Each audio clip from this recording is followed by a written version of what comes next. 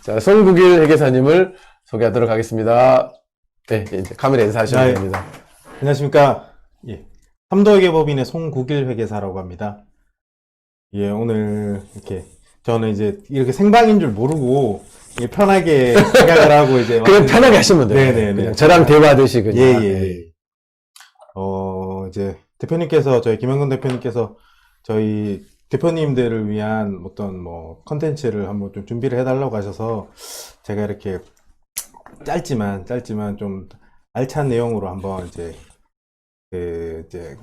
한번 진행을 해보려고 하는데요. 지금 저희 김영근, 저희 인테리어 쿱에서 가장 좀 걱정하는 부분 중에 하나가 저희 사업자분들, 대표님들 세무 업무 관련해 가지고 저희가 좀 앞으로 저희 대응을 어떻게 해야 되고 어떻게 준비를 해야 되고, 이제 왜 이렇게 자꾸 인테리어 사업자들만 이렇게 우리가 세무조사를 많이 나오고 하는지에 대해서 간단하게 설명을 드리겠습니다. 저희가 이제 세무조사를 이제 과세관청에서 세무조사를 하면은 이제 소위 말해서 가장 효자 종목이라고 하는 여러 종목들이 있는데 그 중에 하나가 이제 인테리어 사업자입니다. 진짜예요? 예, 인테리어 사업자입니다. 몰랐네, 진짜. 이게 왜 그러냐면 이제 매출 누락에 대한 추징세액도 잘 나오고, 그 다음에 현금 영수증 밀발급 과태료에다가 이제 조세범 처벌법까지 이렇게 저희가 과태료까지 물릴 수 있는 부분이기 때문에, 가산세 플러스 과태료까지 물릴 수 있는 부분이기 때문에 이게 저희 입장에서는, 그렇죠, 저희 입장에서는 별로 듣기 좋은 소리가 아닌데 세무조사에 있어서는 이제 과세관청에서는 효자 종목이라고 이야기를 하고 있습니다. 이제 이렇게 된 이유가 이제 주로 이제 저희 인테리어 하시는 분들은 아파트나 주택 하시는 분들은 아무래도 사업자들을 상대하는 게 아니라 일반 소비자들을 상대를 하다 보니까 저희가 부가가치세를 포함해서 대금을 받거나 세금 계산서를 이제 발행을 한다고 하면은 이제 소비자들 입장에서는 공제도 못 받는 부분인데 이거를 왜 부가세를 따로 받느냐, 그러면 대신에 부가세를 빼고 현금으로 처리를 하자. 이제 대다수가 이제 이런 패턴으로 인해서 대표님들 본인 통장으로 아니시더라도 가족이나 지인을 통해서 이렇게 이제 많이들 대금을 이렇게 받으시게 되는데요. 이게 과거 세무조사에서는 이런 패턴들이 다 걸렸습니다. 다 걸리고, 그래서 요즘은 이렇게 많이 안 하는 추세예요. 예. 안 하는 추세인데, 이게 저희가, 이게 왜 이렇게, 이거 형사고발 아니에요. 타인으로 통장 받는 게. 이게 맞습니다. 그래서 제가 말씀드린 게 조세범 처벌법이 이제 형사 쪽입니다. 형사 쪽이라서 이게 금액이 과도하면은 정말 형사 처벌까지 받을 수 있고, 이제 아닌 경우에는 이제 과태료 수준에서 예, 이렇게 이제 정리가 되고 있는데요. 이게 그렇습니다. 이게 여러 가지 루트로 저희가 세무조사를 좀 많이 받게 되는데, 이제 요즘 여러 가지가 있습니다. 이제 몇 가지 설명을 드리면은, 이제 경쟁사들이 고발을 할 수도 있고요. 할 수도 있겠고, 그 다음에, 이제 공사를 맡기시는 분들, 인테리어를 맡기신 분들이, 소비자? 예, 소비자가 향후에, 이거 뭔가 AS도 잘 안 되는 것 같고, 현금으로 받았는데 그게 불만인 거예요. 그런 불만이 있어서 그걸 가지고도 이제 고발하기도 하고요. 이거는 그리고 또 사업이 지역에서 유명한, 또 우리 지방에서 유명한 곳들은 자체적으로 인테리어 하면 여기가 유명한데 저희가 매출이 잡히는 게 실제로는 적다 보니 자체적으로 국세청에서 이제 세무서에서 선정을 해서 세무조사를 하기도 합니다. 예. 그런 것까지 검색을 이렇게 블로그 같은 것도 검색을 하죠. 맞습니다. 예. 다 검색을 해서 그렇게 자체적으로 선정을 하기도 진짜 하는데. 효자 종목인가 보네요. 맞습니다. 예. 모르겠네. 예, 맞습니다. 그래서 근데 그 중에도 요즘 이제 많이 저희가 세무조사를 당하게 되는 케이스가, 저희가 인테리어를 통하면 저희가 나중에 양도를 할 때 필요경비 인정을 받을 수가 있습니다. 필요경비 인정을 받을 수가 있는데, 저도 실제로 양도세나 이런 거를 신고를 대행을 해드리다 보면 증빙을 공사를 했는데 그냥 일반 영수증을 가지고 와요.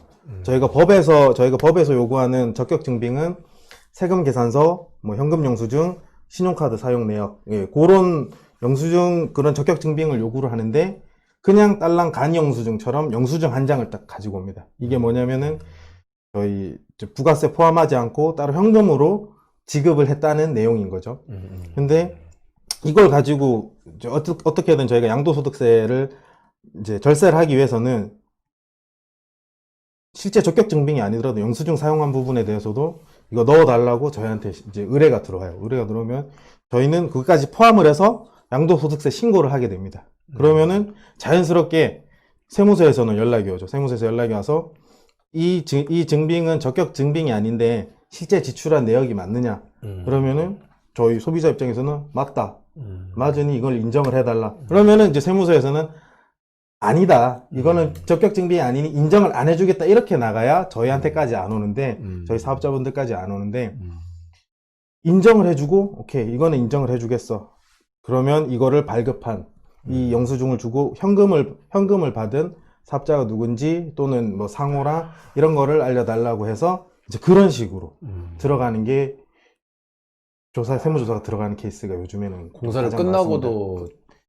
오랫동안 신경 써야 되겠네. 무자료한 경우에 대해서. 맞습니다. 무자료에 대해서는 거의 그러니까 저희가 일반적으로 세무조사 이제 그 제척 기간이 5년인데 이런 식으로 의도적으로 탈세를 했다고 판단되는 경우에는 10년까지 저희가 과거 연도 소급해서 추징을 할 수 있기 때문에 예, 이 부분에 5년이 아니군요. 맞습니다. 일반적으로는 5년이 맞습니다. 아, 예. 근데 이걸 의도적으로 탈세했다고 판단했는 경우는 10년까지 갈 수 있기 때문에 그 부분은 저희가 이제는 증빙을 저희가 뭐 고객사분들한테도 증빙을 무조건 세금 계산서나 현금 영수증을 발급을 해야 된다고 말씀을 드립니다. 예, 저희가 다른 부분이 걸리는 부분은 잘 없어요. 그래서 저희 인테리어 사업자 대표님들이 이제 조사 통해서 예, 현금 매출 누락이 걸리는 부분이 딱 요겁니다. 회계사님, 예. 사실은 제가 고문회계사 회사를 선정하는 것 중에, 중요한 회사를 선정하는 것 중에 한 가지는, 예, 예. 이제 많은 분들이 제가 이런 그림을 얘기하면 너무 예. 큰 그림이냐라고 예, 예. 생각할지는 모르겠는데, 오늘도 한 조합원이 전화가 왔어요. 강릉에 있는 조합원인데, 예. 강릉에 있는 벽지사들이 이제 금액을 올려달라고 이제 데모를 올린다. 이제 인테리어 사업자에게. 예. 꼼짝없이 지금 인건비를 줘야 되는 상황인데, 엄청 이제 단체 그 인테리어 사업자들이 한 50명이 강릉에 모여 있는데 성질이 엄청 난 거예요. 네. 그래서 이분이 뭐를 물어보냐면, 우리가 인건비를 주는데 3.3% 거의 주는 경우가 거의 없이 지방에는 원천징수를 안고 준단 말이에요. 예. 자, 그럼 100원에 매출을 했는데, 자재값이 예를 들어 30%고, 예를 들어 자기가 15%를 먹고, 뭐 인건비가 한 50% 정도 된다고 가정했을 때, 50의 인건비를 주고, 실제로 3.3%를 안 떼다 보니까, 그 50원이 다 소득으로 잡혀버린 거잖아요. 맞습니다. 그럼 나는 65원을 번 것이거든. 맞습니다. 그래서 그게 한 달치가 아니고 1년에 이거를 모으게 되면 이게 눈덩이처럼 커지지 않습니까? 예. 그걸 잘 모르시는 분이 있더라고요. 네네네. 그래서 사실 이런 불합리한, 근데 현재 대한민국 인테리어 업계 현실상, 야, 원천지로 살게, 그러면 공사를 그 근로자들 안 해버리려고 그래요. 칼에서 아니고서는. 끊을 수가 없어요, 사실은. 예, 예. 그게 되게 우리에게는 어쩔 수 없는 세금을 내야 된다는 걸 알지만, 현실적으로 안 되는 게 많다 보니, 이런 것들에 대해서 우리가 이제 국가를 상대로 뭐 부가세를 법을 바꿔달라까지는 아니어도 감안해달라. 우리가 범법자 되게 싫다. 네네. 그런데 현실적으로 이게 어려운 상황이다. 그러면 뭐 좀 줄인다든가 이런 법을 바꾸는 과정 중에 그런 것들을 코칭해 줄 수 있는 이제 그런 그 사람들이 좀 필요하기도 예. 해서 사실 그걸 했어요. 예, 예. 그래서 그런 것도 혹시 가능한가요? 아이, 그럼요. 근데 네.